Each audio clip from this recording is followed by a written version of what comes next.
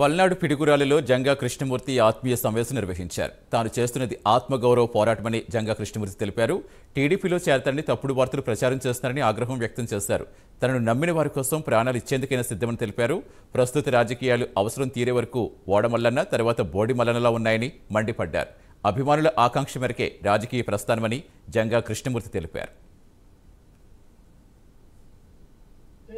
సమావేశం మీ ఆలోచనలన్నీ కూడా ఇక్కడికి వచ్చేటువంటి ఆత్మీయులు, ఈ స్టేజీ ఉన్న ఆత్మీయులు, ఈ స్టేజీ ముందున్నటువంటి ఆత్మీయులు, ఇంకా రానటువంటి ఆత్మీయులు వారి ఆత్మీయుల యొక్క ఆత్మ గౌరవానికి భంగం కలగకున్నారు.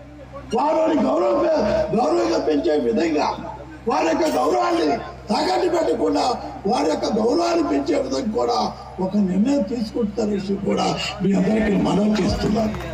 ఎందుకంటే సలహాలు ఇచ్చారు, ఏదో చేస్తుంది, ఏదో ఇబ్బంది రకరకాలు చేసినప్పుడు కూడా ఆ యొక్క సమావేశాన్ని తప్పనిసరిగా కూడా మీ ఆత్మీయ సమావేశాన్ని ఏర్పాటు చేస్తున్నాం.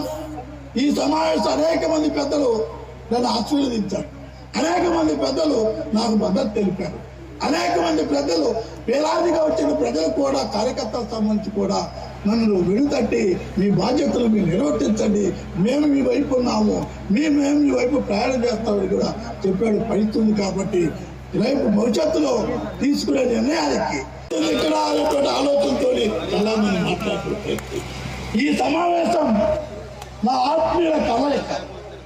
ఈ సమావేశం నా ఆత్మీయుల ద్వారా నా యొక్క ఆవేదనను, నా యొక్క ఆక్రందనను, నా యొక్క బాధ్యతను, నా రాజకీయ భవిష్యత్తును